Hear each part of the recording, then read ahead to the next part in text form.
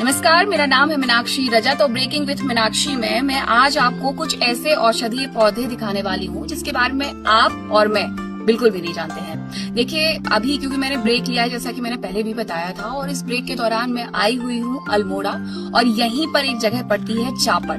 चापड़ में ये खूबसूरत सा स्टे है द हिमालयन स्टोन हैमलेट, और यहीं पर हम रुके हुए हैं। लेकिन यहाँ की ग्रीनरी देख करके कहीं ना कहीं ये लगता है कि आप हेवन में हैं।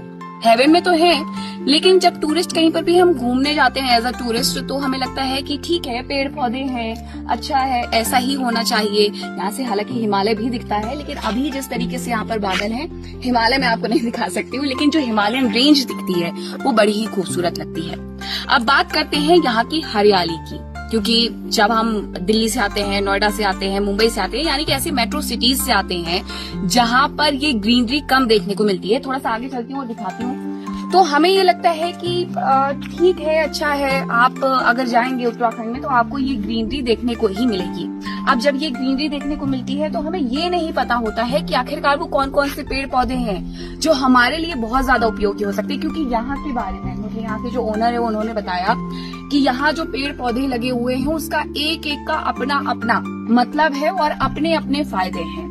तो चलिए हम उन्हीं से समझते हैं और जानते हैं कि आखिरकार यहाँ पर जो लगे हुए पेड़ पौधे हैं वो कौन से औषधीय गुण वाले हैं। और अगर आपको भी कभी उत्तराखंड, हिमाचल या जम्मू कश्मीर ऐसे पहाड़ी क्षेत्रों में घूमने के दौरान वो मिल जाए तो कैसे आपको पहचानना है। यहाँ पर देखिए, खुला एरिया है, तो ऐसे में हमें लगता है कि मच्छर आएंगे, मच्छर आते भी हैं, लेकिन उससे बचने के लिए एक पौधा लगा हुआ है। तो दूसरी तरफ कुछ ऐसे पौधे लगे हुए हैं जो आपके डाइजेशन को बहुत ही अच्छा बनाते हैं। तो कौन कौन से पौधे हैं, चलिए मैं आपको दिखाती हूँ। तो मेरे साथ हैं गौरव मेहरा, और वो हमें बताने वाले हैं कि उन्होंने यहाँ पर कौन कौन से वो पेड़ पौधे लगाए हैं जो औषधीय गुण वाले हैं। और इसके साथ साथ आपको भी उनके बारे में जान लेना चाहिए, क्योंकि जब हम बाहर जाते हैं तो हमें पता नहीं होता है गौरव कि ये क्या है और क्या नहीं है। अब ये इस घास के पास मैं खड़ी हूँ, मेरे लिए ये घास है, अब आपके लिए क्या है आप बताएं। ये बेसिकली थाइम है, एक हर्ब जिसको वन अजवाइन भी कहा जाता है। आप लोग घर में जब भी आप लोग कुछ बनाते हैं तो उसमें अजवाइन डालते हैं, उसका एक फ्लेवर आता है, और उसका रीजन बिहाइंड होता है कि it is good for digestion. Good for digestion के लिए बहुत अच्छी होती है, तो खाना पचाने में इसकी सीजनिंग डलती है। इटालियन फूड में डलता है और थाई फूड में काफी डलती है इसकी सीजनिंग। इनफैक्ट हम लोग इसकी हर्बल टी बनाते हैं यहाँ पर। अच्छा। तो कुछ ऐसी जड़ी बूटियां हमने यहाँ पे और भी लगाई हुई हैं जो इस ऑल्टीट्यूड में, इस वातावरण में जो यहाँ पर सर्वाइव करती हैं, और यहाँ की नेटिव स्पीशीज है। उसमें नीलकंठी आती है, रोजमेरी है, और थाइम है, लेमन ग्रास है। तो इन्हीं चीजों का हम, बाजार का सूखी हुई चीजों का हम कम इस्तेमाल करने की कोशिश करते हैं। हम चाहते हैं कि ये ऑर्गेनिक चीजें यहाँ पे हों, जिससे आपको खाने के लिए एक तो फ्रेश चीज मिल रही है, आपकी आने वाली जनरेशन जो है, लोग वो भी जान रहे कि ये चीजें एक्चुअल में होती कैसी है, क्या है, इनके बेनिफिट्स क्या हैं। अब जैसे रोजमेरी है, मैं आपको अभी दिखाता हूँ। इसके बाद ये इन सब चीजों को हम लोग बना करके एक फ्रेश बॉइल्ड वाटर में इनका हम लोग जूस बनाते हैं। वो ही एक हर्बल टी होती है अपना पे। वो बहुत डिटॉक्स, अपने आप में एक बहुत अच्छा डिटॉक्स करती है। और अगर हमें सिर्फ ये ऐसे ही खाना तो हम खा सकते हैं? बिल्कुल खा सकते हैं, आप खा के देखिए। आप खा के मुझे बताइए इसका फ्लेवर क्या आ रहा है आपको। मतलब ऐसे लग रहा है जैसे मैंने अजवाइन खाई है। बिल्कुल। तो it's good for digestion also, और खाने में भी इसे इस्तेमाल करते हैं। खाने में भी। और आप यहीं पर इसे उगाते हैं और इसका इस्तेमाल भी यहाँ पर होता है। तो कुछ और हर्ब्स हैं, और ये सूखे पत्ते हैं मेरे लिए। ये देखिए, दिस इज नीलकंठी। इसका बैक साइड आप देखेंगे एकदम पर्पल होता है, और ये खाने में बहुत बहुत कड़वी होती है। डायबिटीज के जिनको डायबिटीज होता है वो उसका कंजम्पशन करें रेगुलर बेसिस में, तो ये भी अच्छी आपको, आपकी काफी सारे बॉडी की ग्लूकोज को कंट्रोल करती है। तो ये भी बहुत अच्छी औषधि है। अच्छा, आपने बताया कि इसका उपयोग कैंसर की जो दवाइयाँ होती है उनमें भी करते हैं। वो है रोजमेरी मैं आपको दिखाता हूँ। ये है रोजमेरी, इसके बारे में आप कह रहे हैं। तो इसका क्या क्या यूज होता है रोजमेरी? क्योंकि मुझे सिर्फ इतना पता है कि rosemary it's good for hair. बालों के लिए तो बहुत अच्छा है रोजमेरी। इसमें रोजमेरिनिक एसिड होता है विच क्योर्स कैंसर, जो आपके कैंसर को भी क्योर करने में इसकी दवा बनती है। और इसकी सीजनिंग खाने में डलती है, सेम जैसे थाइम का यूज होता है। ये बहुत सारे खाने में आपके, जब पिज्जा में जो आप इटालियन फूड में आप सीजनिंग जो डालते हैं उसमें इसका यूज होता है। और ये एक चीज बहुत अच्छी है, मैं लोगों को बताना चाहूंगा इस बारे में भी। गाँव में जो इंटीरियर में लोग अगर खेती करना चाहते हैं, कि इनके पास जमीन है, ये एक ऐसी चीज है जिसका मार्केट प्राइस बहुत ज्यादा है। ये करीब 6,000 रुपए पर केजी से ऊपर ही बिकता है। और एक चीज बेनिफिट क्या है, बंदर नहीं नुकसान करता है।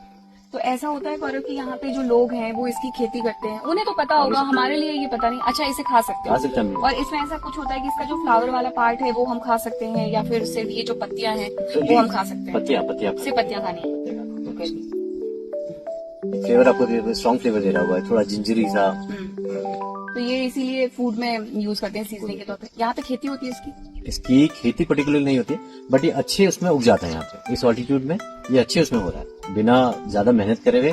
इसको ऐसा भी नहीं कि बहुत ज्यादा आपको इसके लिए ध्यान रखना है कि आपको इतनी ज्यादा फर्टिलाइजर डालने हैं, आपको इसमें खाद देनी है, पानी देना है। ये एक एरिया में अपना आप हो जाएगा बिना ज्यादा मेहनत किए हुए। ये सबसे अच्छी बात है। और इसकी तो कल जब गौरव हमें यहाँ पे घुमा रहे थे तो ऐसा हुआ कि क्योंकि थोड़ा बारिश हो रही है तो मच्छर काटने लगे, तो इन्होंने कहा कि हम ओडोमॉस देते हैं आपको। अब मुझे नहीं पता था कि ये इनका ओडोमॉस है।